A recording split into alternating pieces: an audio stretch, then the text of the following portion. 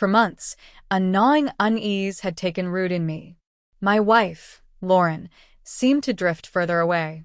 Late nights at her consulting firm, flashy new designer bags, a phone she guarded obsessively, it all felt off.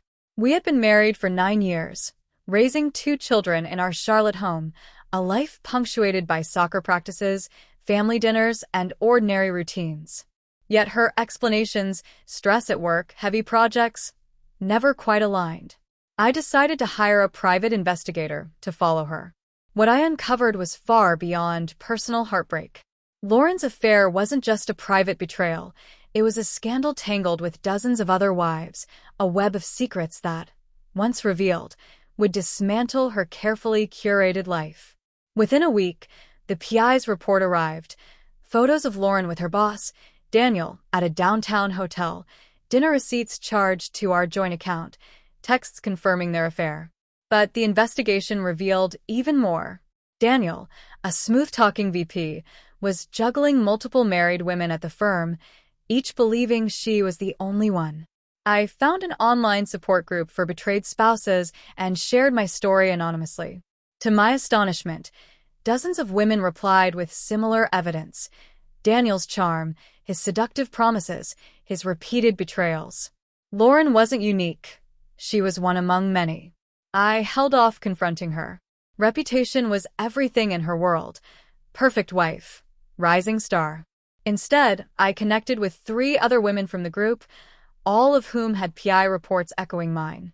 Together, we devised a plan: pool our evidence, texts, photos, receipts, proof of company fund misuse, and confront the situation collectively.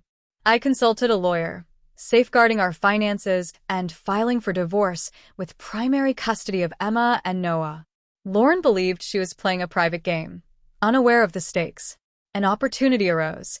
The firm was hosting a high-profile gala where she and Daniel would present to major clients.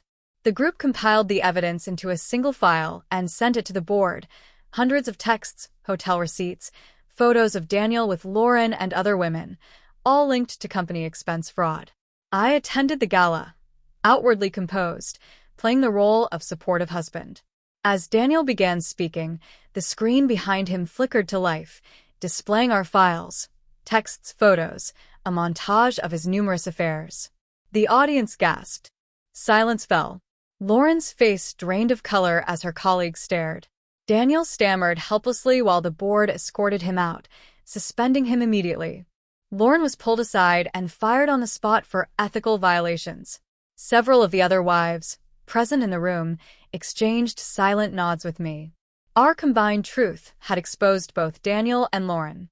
What was meant to be Lauren's moment of triumph turned into her public humiliation. When she returned home, tears streaming, she accused me of sabotage.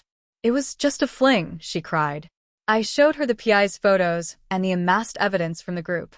"You weren't the only one," I said, handing her the divorce papers.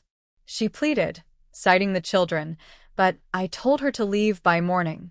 I moved Emma and Noah to my sister's house, shielding them from the turmoil. The fallout was devastating. Friends, neighbors, her book club, they all turned away as the scandal spread, fueled by the stories of the other betrayed wives. Daniel faced fraud charges, his marriage collapsed. Lauren now freelances, living in a modest apartment, her confidence shattered. I told Emma and Noah, "Mommy made a choice that hurt us, but we're a team. Counseling helps, and playdates remind us to laugh." Lauren's visits are supervised, her apologies met with cautious embraces. I rebuilt my tech consultancy, coached Noah's soccer team, and cautiously stepped back into dating. Lauren repeatedly called, begging for forgiveness, but her choices revealed her true priorities. She had fallen for Daniel's lies, thinking herself exceptional. My actions, amplified by dozens of other wives, were not revenge. They were justice. The PI didn't just expose her, it uncovered a network of betrayal that dismantled her life. Last week, Emma drew a picture of the 3 of us under a bright sun. No mommy in sight. Lauren's presence is now more absence than presence.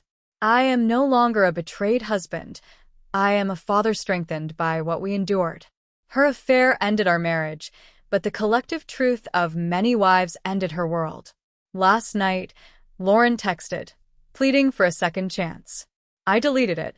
She believed her actions were hidden, but the PI connected me to others who confirmed the same reality.